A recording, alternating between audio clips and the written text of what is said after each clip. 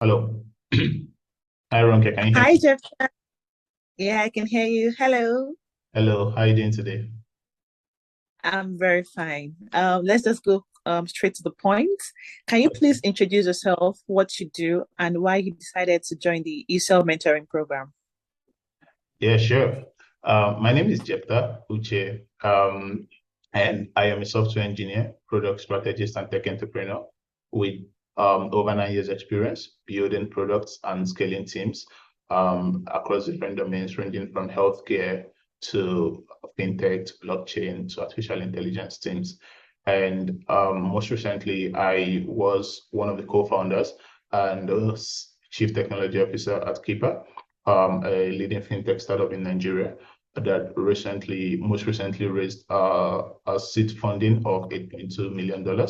And we grew that platform in 1 year from literally zero users to more than 500,000 businesses on it today, and as well scaled the business as well to a valuation of more than $100 million. And I just left that venture to start building out something new, which is still undisclosed to the public, but one that I'm super excited about, and I feel is the next big thing out of Africa. So that's what I do. That's what I've been busy with over the past couple of years. But as to why I decided to join Husel, I generally like, I've mentored a lot of people, and I am very big on mentorship, on teaching. For context, for 2 years, within 2016, 2017, I basically led instructor-led boot camps across 7 states in Nigeria under the framework of Coven Labs. That's Curators University, if you're familiar with that, but also designed the curriculum for university and a lot of other boot camps that are now trending in Nigeria today. So I've been very big on that, very big on mentorship. I personally took an active break from mentorship, like for the past 2 years. And the reason why I did that was because of the fact that I just really felt that the ROI on mentorship wasn't really great, especially like in Nigeria, right? Because um, you have to fight with the prevailing narrative, the get rich quick scheme, the fact that there are all of these Ponzi schemes and things out there. So people do not really see the value in honest work. It's almost as if, when you describe the way to become a person of value and, get rewarded for it and possibly, get rich while doing this, um, people do not connect with it. A lot of young people do not connect with it because it's kind of, contradictory to what the media, right, like preaches to them. Oh, you should be like a young boy throwing around money, carrying like all of those stuff, and so it became like, oh, you speak to when you speak and like when you speak to like, let's say 1,000 people, you mentor them, you want to see at least 100, right, stay on the path. But it's quite discouraging when you realize that, like more and more of these young people are won over to the other side, right? Where they think that they are going for something better, although you know that like it's not. So that became quite discouraging after a while. But yeah, I think that I'm ready to get back to active mentoring. Because I mean, while you may not be doing it for just the ROI, the truth is that there are still like individuals, people out there that have also gone on to become great, like great engineers, great entrepreneurs, great designers, people that I mentored when I was starting out and during the course of my journey. And I still think that if there is one person on the wholesale platform that goes on to become great or goes on to create meaningful value because of the fact that I mentored the person, I think it would be worth it. Wow. Thank you. Thank you so much. I would like you to reemphasize the get rich quickly. I mean, what advice do you have for the the ESL mentees that are going to, have that kind of mentality? I mean, well, it's Nigeria, we all do. Yeah. We just need, that one person to help us and guide us the right direction. Yeah. I mean, that's a very good point. Like very very good point. I think that you know it's very fundamental when it comes to law, right? Like right from, I don't know, whatever religion you're from, whatever you believe, right? I think a fundamental law of life is seed time and harvest, right? You have to sow to reap, right? You don't sow like you don't reap. So you need to understand when is your, when is your seed time and when is your harvest time, right? If and that's how life works in general. That's the rule I believe. I think that patience is a virtue, right? Like I say, and it's very, very fundamental to us, like to anyone being able to achieve anything in life. So be willing to pay the price to sow the seed, right? Be willing to pay the price to build the relevant skill that it takes, right, to achieve the kind of life that you desire, right? Invest in yourself. And if you think about your life as a project,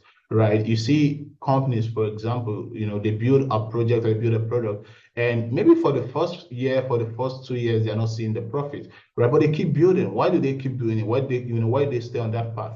Because they know what they are doing, right? And they know that they're going to break even in the fifth year, and then from then onwards, they're going to become, profitable. So you can think about your life as that, right? It's not about like making it today. It's not about getting rich, like we say. It's about staying rich. That's like the quote. So it's also not about like making it, as we say. It's not about dressing up. It's not about like faking it, or trying to look it. It's about like really becoming it. So if you think about it like that, you realize that it requires you to pay an enormous amount of price. So and if you really value the future that you dream for yourself, you'll be more than willing to go ahead to pay that price. And this patience comes in many forms, right? Like, this test of patience, I'll put it that way, comes in many forms, right? But I think one that is very, very predominant would be paying the price to learn the ropes, learn the skills that you want to acquire, right? Go under someone's tutelage, right? To learn what they know. That's like one of the fastest ways to grow. But also, be interested in things like volunteering, right? Like money is not just the only reward for the work that you do or your time or your service. There are a lot of ways that you can be rewarded, right? So like, because the truth is like you miss out on, for example, things like knowledge, experience and whatnot that you should get from people that you work with or people that you volunteer with.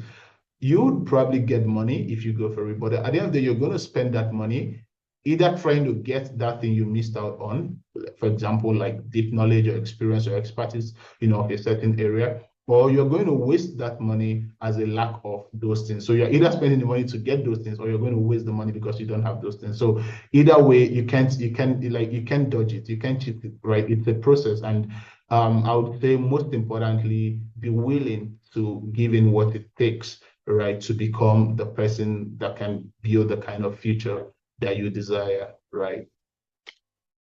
Okay, so you speak about volunteering. I would like you to share your experience on volunteering with us. Yeah, I mean, that was like basically, some of my most early experiences. Oh, like I was basically like volunteering to almost anything and everything, right? Both ones that were like super relevant to me or whatnot. I remember I was like while I was in university, I was a UBA campus ambassador. I was a Pulse TV campus ambassador. I was a Green student campus ambassador. I volunteered with even tech organizations. So one predominant was like Pruned, not yeah Pruned, and then there was also wasn't it now, not really coming to mind. But what I want to point out from there was that like for some of these organizations, one particularly, I worked for 2 years. Right, without even getting paid a dime, right? And many people would think that that is like they would say all sorts of things about it. Oh, this is slave work, or whatever you call it, right? I was building the website, I was writing content, I was going, setting up events and carrying out events for this organization. And I wasn't getting paid anything, but I was learning a lot, right? Because with everything I did and I did excellently, I took on more responsibilities, or rather, I was given more responsibilities, and it just kept happening that way. So I built, a lot of skills that I wasn't even aware I was building at that time, right? And at the end of the day, it was still the owner of this organization that made the one single introduction to a company where I actually really started getting paid, and that like literally changed the course of my life and like basically took me into the whole entrepreneurship journey, because I joined that company, and not only did I get paid in money, I was also paid in shares, right? I literally went to my first job and became a shareholder, like right from the one. So it like, opened up like a lot of doors for me. And I could have quit at any time. I could have said, oh, this is not meaningful.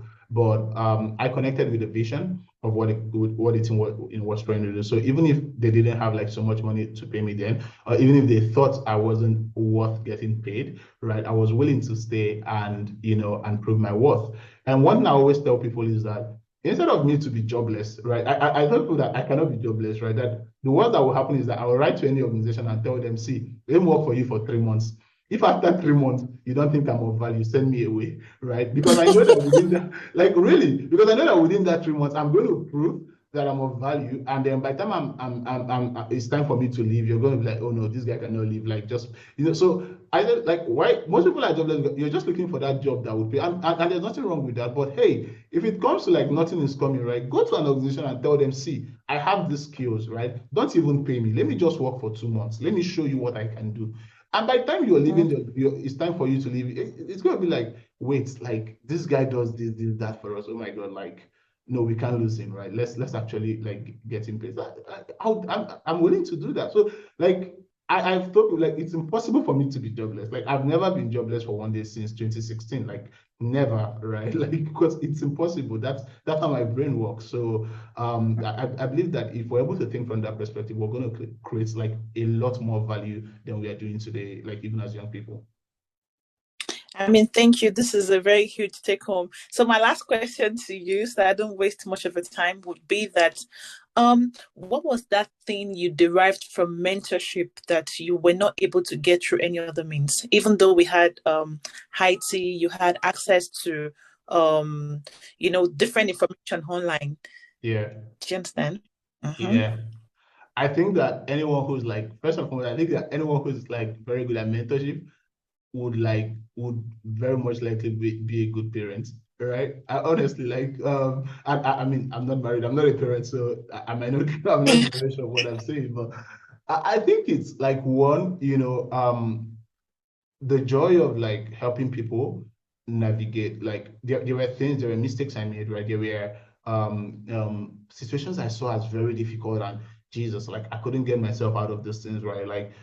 Like but you also need to understand that like almost all challenges that we go through in life are just about perspectives, right? If you turn a certain angle and look at the same problem you think about as insurmountable, that problem is literally nothing, right? So what mentorship did for me was help me see my problems from other people's perspectives. So when I talk to a senior colleague or someone who has gone ahead of me, they're able to say, oh, like just approach this way and you will solve this, right? And me being able to do that for people gives me like a deep fulfillment, because you make money, you work every day and all of that, but if all of these experiences and all of this knowledge is not like geared towards something, you would have to agree that there is still that emptiness where that resides like within you, because it's like all of this should count for something. So seeing like all of those things that you've done, like seeing it change people's life, right? Seeing it like help people navigate their paths better, it's more fulfilling than anything else you can imagine. But I think more importantly, you also become better as you teach people. Like one day I'm on a call, right, trying to tell them and see like, hey, don't be discouraged about this. This happened, right? Like this happened. I know it's tough. I know, but this is how you're going to navigate it. And then something similar happens to you, right? And then your own words come back to you, like, and then it's like, are you going to now be discouraged? Like, what have you been preaching to people? So it actually really helps you become a better person. Especially if you're someone that doesn't have a lot of time to sit down and introspect and think about your life, because what it does is like it's almost as if you're looking at a reflection of of you, or a reflection of life, and you're trying to tell yourself what you should have done in that scenario. And it's super important, like can never be overemphasized, sorry. Yeah. So what do you have to say about ESL Africa mentoring program? um yeah, I mean, I think that what Jose is trying to do is like is great. Like it's something that a lot of people they've thought about, they've tried to do and all of that, but like here is someone finally doing it, right? And I think that that's always what makes it different. Like everyone says ideas are dime a dozen, right? But execution is what takes it all. So Husserl is like really solving an important problem. Every society, every economy like has to be fixed, or has to be made better from the core upwards. And when you think about what that core is, it's really the young people. It's really, the people who are like basically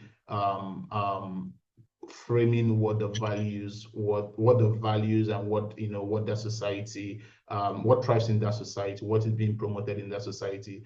For example, we have a society today, right, where some things are promoted on the media, right? And those things that are promoted on the media in different circles, you can see that that becomes the norm, that becomes the values that are prevalent in the lives of people. So if we fix, or we start like we have people who start guiding other people, right? Who start guiding other people from the roots, right? We start changing what those values are that should be prevalent in the society, in the lives of young people all around. And South Africa is like really, really helping us to do this, right? And I mean, I can't imagine of any better way to contribute to the betterness of society, any better way to contribute to like really, really changing what the story is about any economy, any country, any geography. And I really, really hope that, like I don't know what like the biggest visions for Houston, what the biggest vision is, sorry. But I really, really hope that it all pans out and more people are like more and more lives are really affected and changed for the better. I think that would be a significant change in our society. Thank you so much, Jephtah. Thanks for your time. You're welcome. Thank you. Bye. All right.